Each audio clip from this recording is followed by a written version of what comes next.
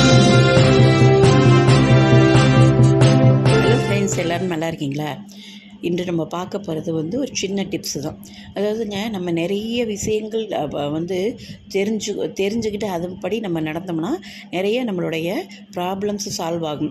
அதேமாரி நம்ம உடம்புல உள்ள சில பிரச்சனைகளை தீர்க்கணும்னா நம்ம உணவுலையே அதை கொண்டு வந்துகிட்டு இருக்கணும். அப்போ தான் நம்ம உடம்பு நல்லா ஆரோக்கியமாக இருக்கும்.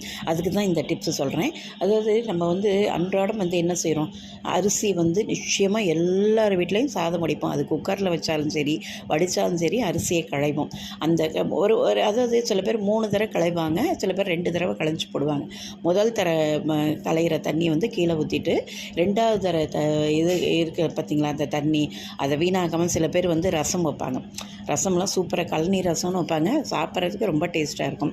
அதுமாரி தான் மணத்தக்காளி கீரைக்கு, அந்த அகத்திக்கீரைக்கெலாம் அந்த கழனி ரசம் கழனியை வச்சு ரசம் வச்சா அவ்வளோ ஒரு டேஸ்ட்டாக இருக்கும். அந்த காலத்தில் இது வந்து டேஸ்ட்டுக்காக மாத்திரம் செய்யலைங்க, அவங்களுக்கு தெரிஞ்சிருக்கு இது ஒரு சத்தான பொருள், இதை வேஸ்ட் பண்ணக்கூடாது அப்படின்னு அந்த 2வது களையிற தண்ணியையும் 3வது களையிற தண்ணியும் சேர்த்து அவங்க அதாவது ஒரு தண்ணி பத்தாதுன்னா கொஞ்சம் கூட 3வது தர கழுவுற தண்ணியும் கலந்து நம்ம வச்சு அதில் வந்து அதே மாதிரி நம்ம அதில் வந்து அகத்திக்கீரை மாத்திரம் இல்லை, மணத்தக்காளி கீரை மாத்திரம் இல்லைங்க, முருங்கைக்கீரையும் வந்து சின்ன வெங்காயம் தக்காளி எல்லாம் போட்டு இந்த தண்ணியை ஊற்றி வேக வச்சு அதை வந்து ஒரு விசில் விட்டு இறக்கிட்டு அதை குடித்தோன்னு வச்சுக்கோங்களேன், நம்மளுக்கு வந்து இரத்த அணுக்களோட எண்ணிக்கை வந்து நம்மளுக்கு அதிகமாகும்.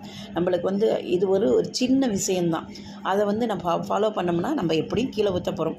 சரி, இது வந்து இன்னும் ஒரு டிப்ஸ் என்னன்னாக்கா, நாங்கள் இதெல்லாம் செய்யலை அப்படின்னு சொன்னிங்கன்னா செடிகளுக்கு ஊற்றுனீங்கன்னா நல்லா செடியெல்லாம் வந்து என்ன செடி வச்சுருந்தாலும் சரி, அது குரோட்டன்ஸாக இருந்தாலும் துளசியாக இருந்தாலும்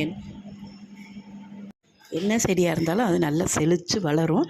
இதையும் ட்ரை பண்ணுங்கள். இது எப்படி இருக்குங்கிறத நீங்கள் எனக்கு செஞ்சு பார்த்துட்டு சொல்லுங்கள்.